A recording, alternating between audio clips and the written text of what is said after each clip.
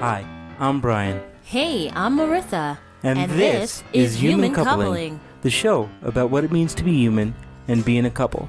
So whether you're married, divorced, dating, or don't know where you land, we're here to help. Hey everyone, it's Merisa. Welcome to another episode of Human Coupling Podcast. Hi, Brian. Hey there, Marissa. How you doing? How's everybody out there in podcast land tonight? Well, they're speedy, they're happy, and they're glad to hear our voices, I hope. I know, it's about time, right? We've been away for a while. Yes, we did our anniversary show, and then we just took a freaking break, didn't we?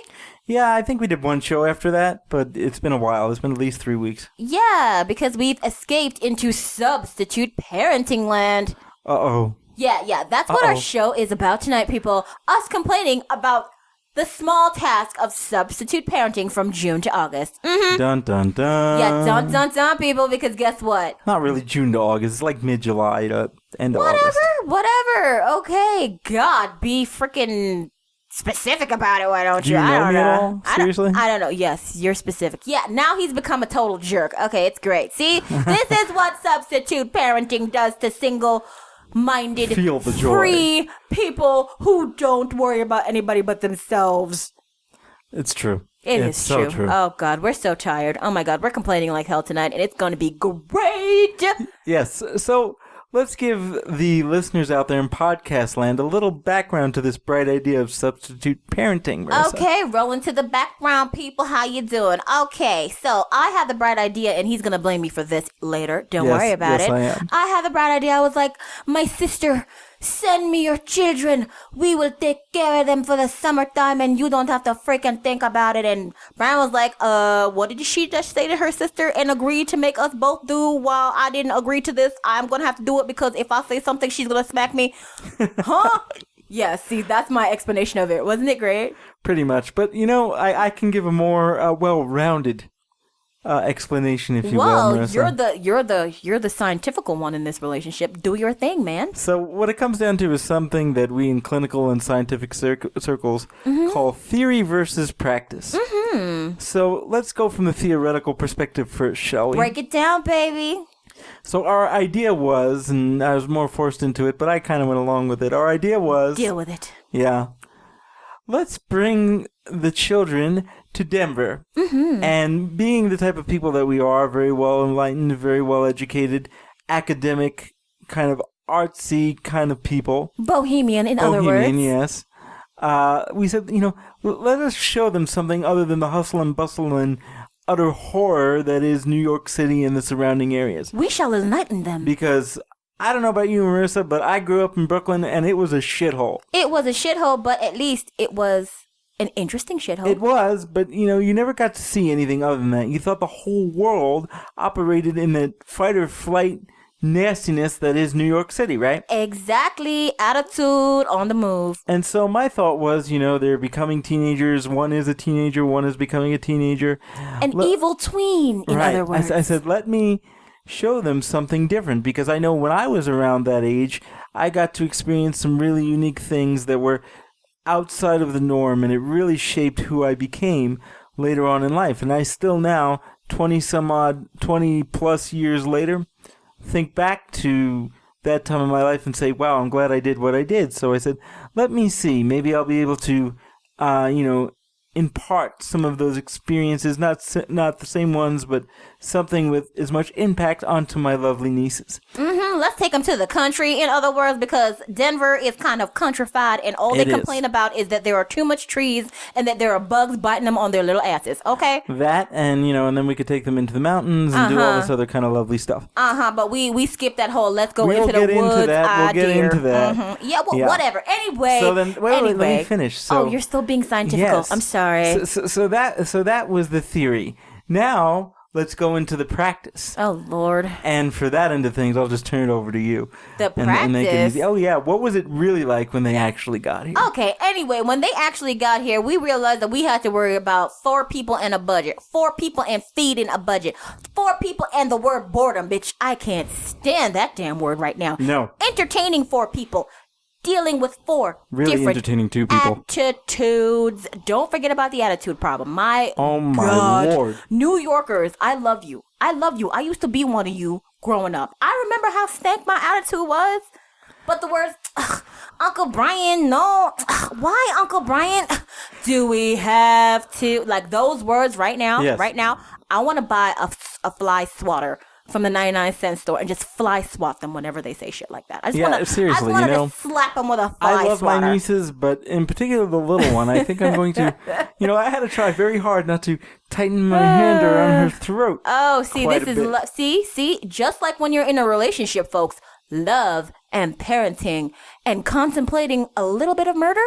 Same thing. Oh my God, how did that become the same thing? It's the I don't same know, but it thing. did. It got so bad in the beginning that I actually had to call my mom. And my mom's been a guest on her show before. Hi, Mom, if you decide Hey, to Mom, listen to guess this episode. what, people? They drove him to call his mama. So I called my mom because I had to ask her a He very called his important mama. question. Because I said, I don't have children, and I was, 12 and 13-year-olds were thrust upon me, and it's very different when children who are 12 and 13-year-olds get thrust upon you than when you raise them from a small child because you don't have your opportunity to exert your influence. So I asked my mother, I said, hey, Ma, were we ever so obsessed with one thing, whether it be when we were younger, Nintendo or baseball cards or whatever, that we didn't pay attention to anything but that no matter what you said? She goes, no.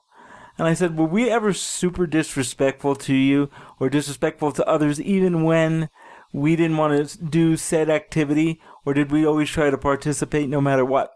And she says, no, you always tried to participate and you were never disrespectful. You had your points where you fought with me and your father, but that was just a normal part of growing up.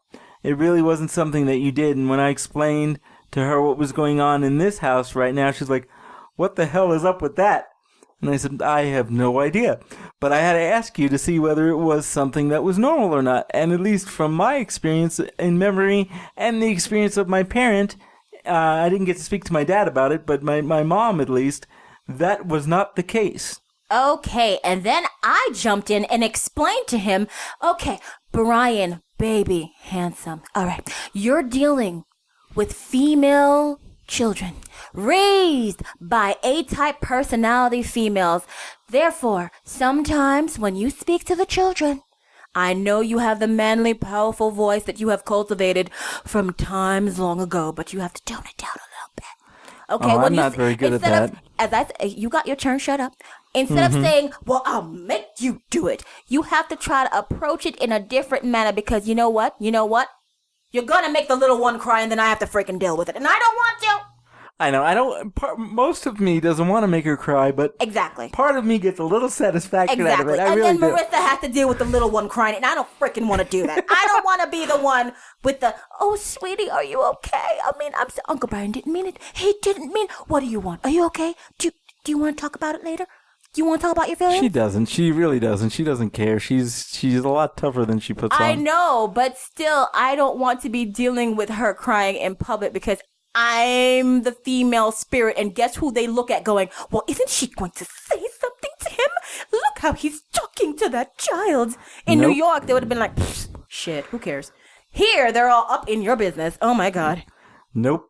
See, and this is the situation that we're learning to deal with. As I said, we have had to learn how to deal with a bevy of differences in this whole situation because the couple is no longer just the couple. It's the couple and a couple of freaking kids. So we have had to learn, people, that sharing is caring, but boredom is the death. I think the hardest everything. part for me has been, now, I've taken it upon myself to use my connections and my considerable 'Cause he's a sweet man. ability to do things to set up different experiences for my nieces to partake in, particularly the one who loves science. I was able to get her to do something pretty specific that most people, even if you're not into science, would love to do. And, and I don't expect them to be giving me accolades and doing cartwheels. Oh, thank you, Uncle Brian, for giving us such a wonderful experience. However, I do expect to be respected and not embarrassed. Okay, and by once teenagers. again, that has not occurred. theory versus practice, my darling. Hello. I agree, and Exactly. so, Theory versus practice. That's all that happened. And my lovely husband, and I know he's a sensitive man. He's a sweet little man. And he forgot that little girl situation that they don't really understand and want to deal with, separating this awesome experience and this magical time from this is not exactly what I wanted is hard for them. And I keep trying to explain that to you. Well, at least one of them anyway. And I know that, but still, you have to remember, it's all the same. Like, seriously, I know that they appreciate it in their own way, but they're not very good at expressing themselves because they're not that kind of children. They don't really talk much. The only thing they really want to do since they've been here is stay in the office, look at the phones, and just stay by a charger. Like, they're so obsessed with the They will plugs. actually sit on the floor somewhere attached to the charger. They're so freaking weird. They just want to be, like, near the plug, Brian. I even did a little experiment, Marissa. Yeah. I didn't bother them for 24 hours. And 18 of those 24 hours, they were glued to those screens. Exactly. If it were up to me and I wouldn't get hell from your sister, I would take those devices and put them in my safe and send them back to them on September 1st after they've been gone for a week. I know. Because it's like you're missing the world but that outside of this screen. That is their world. Nowadays, that is their work. The first thing that we had to learn to deal with when these little love bugs walked into our home was, where's your Pokestop? I was like, what the French fries and applesauce is this child talking to me about?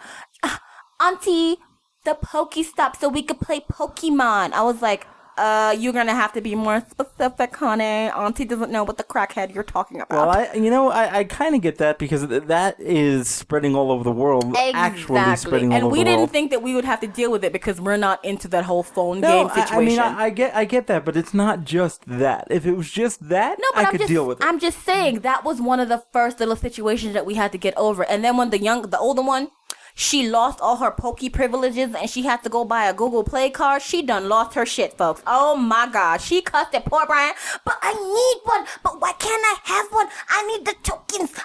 See, this is the situation poor Brian has had to deal with. Although with her, it's much easier. Yes, but still. I don't have a problem with her. This is our learning curve. This is our learning curve. These are the situations and entertainment sections that we had to deal with. You know, the funny part is I don't understand everything, but I try really hard. Exactly. And I think the toughest part for me has been, especially from the little one, getting so much resistance. So, exactly. For example, the older one and I get along really, really well. We like art, we like music, we like science, we like video games. I even took her to a comic book store. She loves comic books. I love comic books. It works out really, really well. And I've done a lot of different things with her, just her and I said, this is wonderful. So I said, okay, let me do something with the other one because I don't want her to think, hey, I'm just paying attention to your cousin. I'm not paying attention to you, and that's really messed up. So I said, okay, sweetheart, what do you like to do? And she says, well, I like to go to amusement parks and water parks and rock climbing and shopping. Mm-hmm. Said, okay. Brian's favorite things. I said, okay. I said, sweetheart. And after she gave me more attitude, which I will not divulge on here, I said, sweetheart, I actually lost it and said this to a 12-year-old, and I'm not happy about it at all. But I said, sweetheart, does it look like Uncle Brian's crippled ass can do any of those things? He lost his shit, folks. Okay, that's all he's trying to say in the most educated, well-mannered part. I'm going to put it out there for you. He lost his shit, okay? How am I going to climb a rock? I can't go in amusement parks and water slides, sweetheart. What else would you like to do that wouldn't involve Uncle Brian killing himself? Exactly. Trying to be very, very nice about it. This is how it goes in parenting. Trying to entertain children is a feat. It's a feat of strength. A feat of strength, yeah. Yes, it is. Festivus because has nothing my on children. God, they're always telling you that they're bored. The B word is at the tip of their tongue every 5 seconds, no matter what. Here's the conundrum, folks. Here's the thing that I can't even wrap my head around. They're always saying that they're bored. Mm-hmm. But then you ask them, okay, I understand that you're bored. It can be boring. Yes, yes. You know, you're not with your friends. You're in a different place, blah, blah, blah. I get it. Okay, so let me ask you a question. Uncle Brian has switched his summer schedule so much so that I've worked maybe, what would you say, 1.5 weeks out of the whole time they've been here? If that. If that, because I want to spend time with them. And so I say, what is it that you want to do, except for things that I can't physically do? Anything else is on the menu here. I will take you anywhere you want to go. I will do anything you want to do. What do you want to do? They say, I don't know. I have no ideas. When I'm at home, I never do anything. I never go anywhere. So I don't think of doing anything. I was like, well, you're not at home. You can go anywhere you want to go. You can do anything you want to do. You can go outside whenever the fuck you feel like it. God. What the fuck do you want to do? He has been losing his mind this entire time. It has been so much fun. I insisted that we do this show, folks, because you just...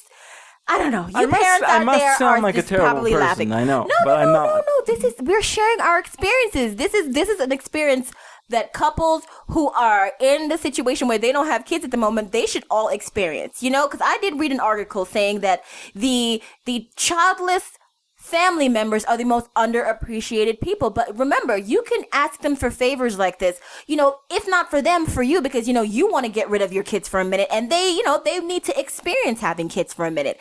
It's a win-win situation for everyone. And it makes sense because then they get to know, do I really one day want to have a child full time? Can I do the entertainment? Can I do the budgeting? Can I foster the amount of strength it takes not to backhand slap somebody across the room? Come on I'd now. love to say that I probably could do it only because I wouldn't be getting the child except in an adoption situation where they were 12 and 13 and were formed and influenced by people that are the antithesis of what I am. Exactly. And so I don't necessarily think it would be a problem for me. We would hope, because I know that another situation that we've been having is food. Food is always weird for us because we're vegetarians. Now, here's the silly part. The 13-year-old has become a vegetarian because something in school that she saw made her kind of funky about meat, and she's like, I don't want to eat that stuff anymore, never again, blah, blah, blah, which is okay for us. We can handle that part. But the 12-year-old is like, I need meat, and I'm not going to accept the fact that all you want to give me is vegetables without complaining a lot. So it's been so hard. It's been so hard because like I feel like I'm a short order cook all the time. And another thing is, even if you get off your ass and you make them breakfast every single day, they look at you and go, can't we just have cereal? And we're like, we don't eat cereal, sweetheart. We love you. We want to give you real food right now so you'll go to the bathroom and not stink up the house. You know, we want to give you real food, not McDonald's, and Lucky Charms. And the interesting thing is, and I get sometimes I get some joy, as sick as this sounds. The little one especially, she's extremely, extremely spoiled. She'll tell you that. She won't even deny it. And that's her thing. She's extremely spoiled, and it drives me absolutely crazy because the world is not going to bend to her whim. And we'll see what happens. As she gets older. And I've been in that situation personally as a child, and I've been messed up, you know, because of it in certain ways. And so I've actually taken some pleasure, not because I like to be mean, but because it's showing her a little bit of life lesson, whether she realizes it or not, of not giving her exactly what she wants. Saying, no, you can't have X. You can have X.1 or X.3, but you cannot have just X. And she is completely not used to being told no. But I'm seeing a change. I'm seeing a change. I really am, and I appreciate under that. our influence, you're going to see a change. But as soon as they go home, everything can be undone. They might see a remnants of something, but most things are going to be undone. And that's why I've told my sweet little husband here, look, I love you. I love this situation. This is so interesting, and I'm learning so much about kids right now and about yourself, really. And about myself. That's the number one thing that I'm happy about. I'm learning that, look, I am willing to get up off my ass every single day and cook and feed all these people because I love them. I don't want to hear thank you because guess what? You will never hear thank you. You will never hear I appreciate this genuinely because kids don't have that capacity yet. I'm learning to remember that. And that is not what they're taught either. No, but it's not even really about that. Grateful is a hard word, and appreciation is a hard word for someone who doesn't have the mental capacity to know what it is. No, I don't, but you got to understand something. At least from now, we can start from a clinical perspective. Okay, let's go to the clinical perspective. So, that's all you, though. Okay. Yeah, well, you know, without getting too far into the weeds, and I'm not an expert in developmental theory. Me neither. However, what I can say is, you know, it's obvious to say in layman's terms that children don't have the same mental capacity as adults. And sometimes it takes a little bit for us as adults to realize that they're not going to grasp the situation. And that took me a couple of days to remember that, yes, especially with the little one. She's 12 and doesn't have the ability to understand everything the way I do. That being said, at her stage in life, prepubescence, almost into puberty here, in some ways much further along into puberty than a lot of people her age, she does have the capacity to understand certain things. So my expectation level is where it should be for someone of her age. Just a very simple thank you. Yes, I would like X or Y. I know this isn't something I want to do, but I'm not going to kiss my teeth and roll my eyes at you. I'm going to say, all right, this pisses me off, but okay. And slowly but surely, it's getting to that point. She's starting to respect me in a way that she didn't when she first came here, so I appreciate that. But at first, my fault was that I was expecting too much. I had to dial it back. I had to remember who I was dealing with. And that was my fault. See, this is me, the clinician, saying you can talk a big game all you want to your clients, to books, to whatever you want to say, but when you're faced with it every day, your real self comes out, because this isn't a clinical trial. This isn't sitting in an office. Not at all. This isn't any of that. This is real life. And that's one of the things that I say when I used to deal with families and children. I would say to the parents, look, I can sit here and tell you theoretically what to do, but I don't have to live in your house every day. No, you're not there on a daily basis. I don't live with your child. Yeah, and this situation has been a daily 24 hours without parental intervention. It's just us and our influence towards them, and it's been so different. And at some points it's been difficult because they are not quite able to express themselves the way we thought that they would. When you ask them, why didn't you tell me this, and they shrug their shoulders and just go, I don't know, and you're like, what you mean you don't know? The one that blew my mind, I have to say, even though we're going longer in this episode, but I don't care. The one that blew my mind was the other day. I had a doctor's appointment, and Marissa came with me to the doctor's appointment. And then we went to the store afterward, and we really just we knew they would be sleeping anyway, because teenagers sleep half the day away. And we just wanted some time outside the house. And we got home around 12:30. Yeah, it was late. It was in afternoon.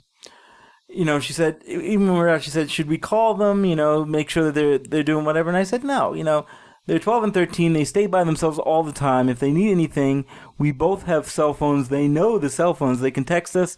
They can call us. They can ask us for what they need. They should be able to make food, whatever they need to do. They know how to do it.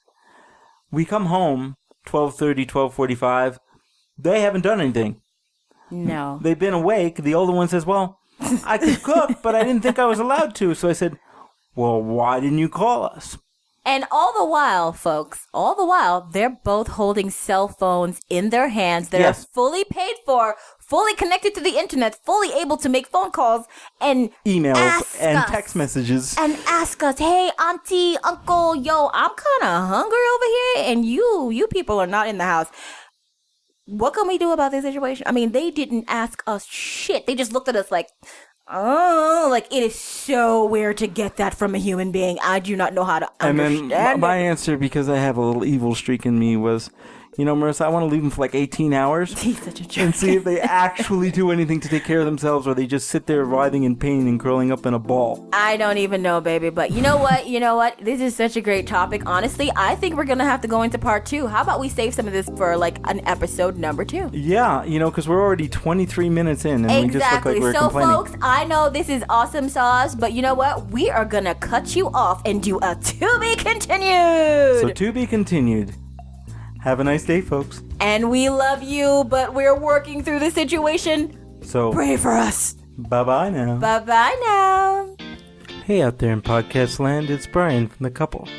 Do you want more of the laughter, love, and hijinks that is the Human Coupling Podcast? If so, like us on Facebook, friend us on Facebook, subscribe to our YouTube channel, follow us on Twitter, follow us on SoundCloud, follow us on Google+. Would you like to let us know how we're doing, or let us know how you're doing? Or do you have an idea for a show topic? If so, send us an email at humancoupling@gmail.com. Hope to hear from you soon. Bye-bye now.